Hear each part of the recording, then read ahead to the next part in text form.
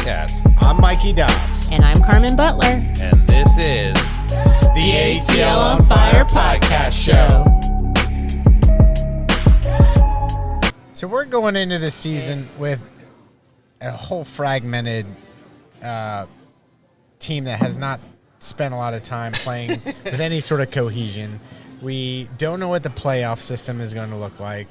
We don't know what our striker is going to be looking like with I would say if there's one level of stability that we've had, right, it's been Araujo and Almada, at least on the field together. And they've looked terrific. And they've looked good. They look So like that's they're a ready positive. to go, so there's a positive. Yeah. I mean, those guys, if we don't get the spacing wrong and we just let them play, those guys are good enough, honestly, to keep us, in playoff contention by themselves. Yeah. They're that good.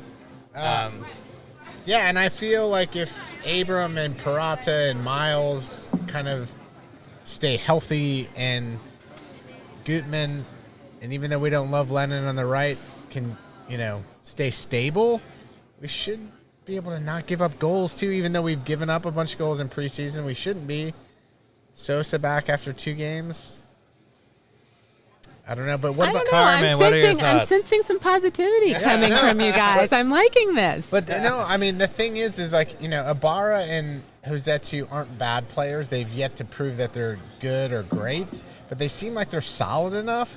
And if they can progress, that midfield that I'm still worried about, the midfield is still a worry, particularly from the defensive transitioning up into Almada and, again, not putting them in those positions to recover for the fullbacks. If we can prevent that from happening, then maybe they can stay in the center of the park and do their job. Yeah, I mean, again, I say, if you just kept it simple and not overthought the tactics in the back, so that we have not just always 3 players in the back, but 3 guys who are playing together, equally lined up, marking those guys up, right? Then you can allow, as we talked about last week, Sosa to go hunting, right? If Sosa goes hunting and he wins the ball in the midfield, we will be an amazing team, right? I mean, it's actually interesting because as a Man United fan, and Carmen, I know you're a Man United fan too, so, Man United has struggled for a number of years, right? And people said, the same thing that they're saying to Atlanta United, they just don't have the players, right? But then they switched the manager Ten Hag, and they were catastrophic in the first 3 games. He was like, we need a defensive midfielder. We need to have our outside back stop pinching in. He got a really good center back in Lisandro Martinez. That's all he did. He didn't revamp the whole squad. Well, Nunez is the only other X factor there. Nunez, no. That's Liverpool. That's Liverpool. Oh, my bad. Yeah. He can't score. You're talking about maybe Anthony? Yes, Anthony. But Anthony hasn't even played that much recently, and he hasn't done that much while he was has here. not. But if you did that, who is now carrying Man United? It's Rashford, right? And people say Rashford has himself actually had a resurrection, right? I don't believe that. Maybe he's playing a little better or whatever, but I don't believe that Rashford is suddenly a different player. I 100% agree with you on this, by the way. What's different is that he is getting the ball in really good spots that Rashford has always been able to beat people in. Casemiro, the number of times he has won the ball going this way when the other team is going that way and quickly gotten it to Rashford and suddenly, boom, goal. I think, Rashford is a great example of, he's not the player that ever can take the team on his shoulders. But I tell you what, if you play him into an opportunity to score, he's got composure and he'll finish it most of the time. And that's, I think, the difference you're seeing with Man United right now is that they keep giving him his opportunities. And when they're clear-cut opportunities, he's got the composure to finish 90% of the time.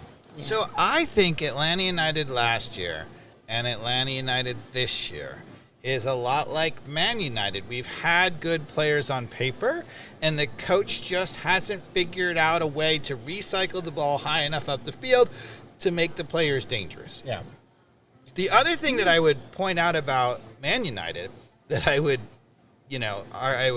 advise Pineda to watch at Atlanta United is that Ten Hag first of all, he stopped under Ole Gunnar Solskjaer. They had all the outside backs pinching in again, and it cost Man United many times, just like it is Atlanta United, right? He stopped that.